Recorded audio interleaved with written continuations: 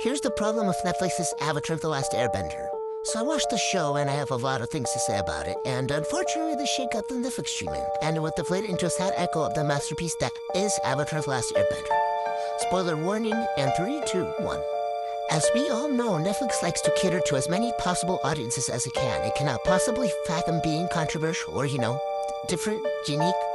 So this show has a huge potential to be introduced into live production, but for some reason, Netflix ignored the movie and decided to repeat a lot of its mistakes.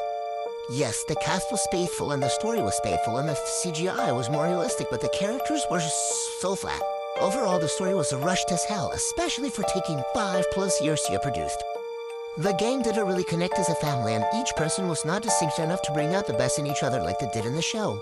The characters themselves were little peepees compared to the Drake snake that the masterpiece is. Starting off with Aang, who is one of the better done characters in the live action.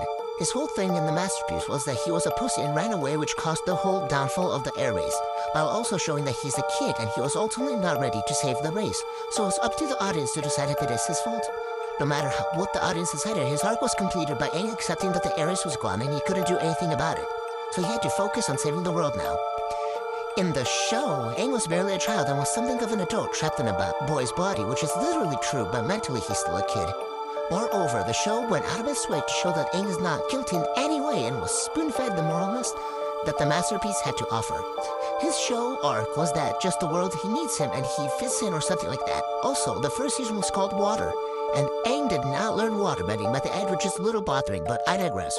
On to Sokka. This goes back to my issue with Netflix's garbage of not offending anyone. Most people know what I'm going to say is Sokka was not sexist.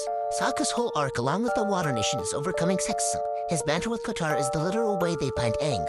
But Sokka's mind is a quality that overshadows the sexism, which is why he's a core member to the Team Avatar. The whole Kyoshi Island episode is just the beginning of him realizing that just because he's a man doesn't mean he's stronger than a woman, and that maybe he's had a wrong worldview. That's where he first had to humble himself to the point where he put on a dress, something that is unimaginable for Sokka, yet he does it. That's what makes his relationship with Suki so much more special. She's the first girl he sees as a woman, not just a girl. In the show, the episode is mostly for romance, a subplot which is basically not important. His whole thing in the show is that he learns how to be a leader, which in the masterpiece is dubbed swiftly throughout the whole show, and he doesn't even recognize the leader he's become. The show did not commit to fully flesh out the show itself, much less the character, so his whole leader arc was done in one episode, which was a waste of everyone's time.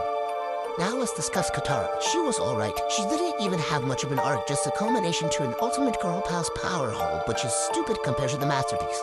In the masterpiece, her arc is still becoming a girl boss, but it's done in a better way. Instead of the show's bull crappery of her randomly becoming a girl boss in one episode, she actually grows into a woman. Because again of Netflix's pick-me ways of trying to be liked by everyone, Katara's mention of her mother's death, which most audiences find repetitive and annoying, gets removed, even though it's tied to her arc. The reason she acts like Sokka's mom is her coping with survivor's guilt. She literally saw her mother sacrifice herself for Katara as a child.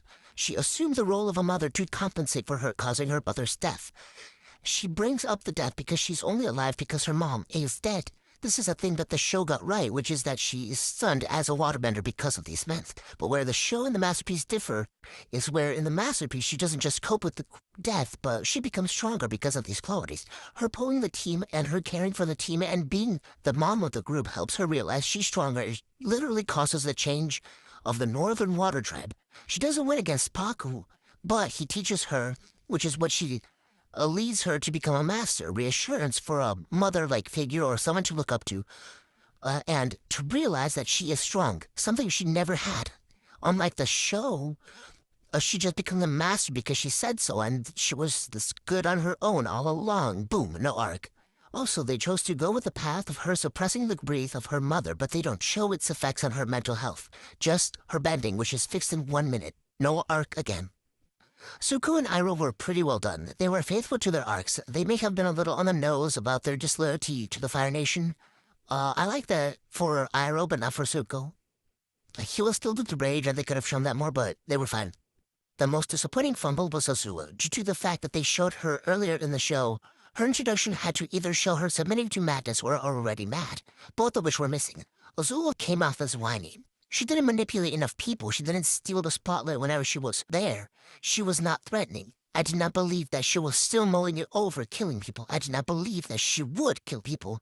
Their choice to show that Zuko versus Azula thing should have made her become sociopathic, but she was just there. Pointless addition. Not even pointless, it just took me out of the show. Honorable mention. Ozai, he was way too humanized and shown maybe even caring. His Agni Kai with Zuko should have been, like, menacing and merciless, and she made him menacing and merciless, but it didn't. I did not believe that Ozai was ruthless. I like that Suki was shown as having qualities and gave her a wanton, like, a point to exist in the first season. I mean, she still had a point, but, like, not as much. For Yue, I like that they made her more likable, but they did that to make it more devastating when she dies. I was still not devastated. Um, and then everyone else was either the same in the show or just not important enough. Oh, wait, Sai, the Mechanist? I hated that they made him good in the end. That was stupid.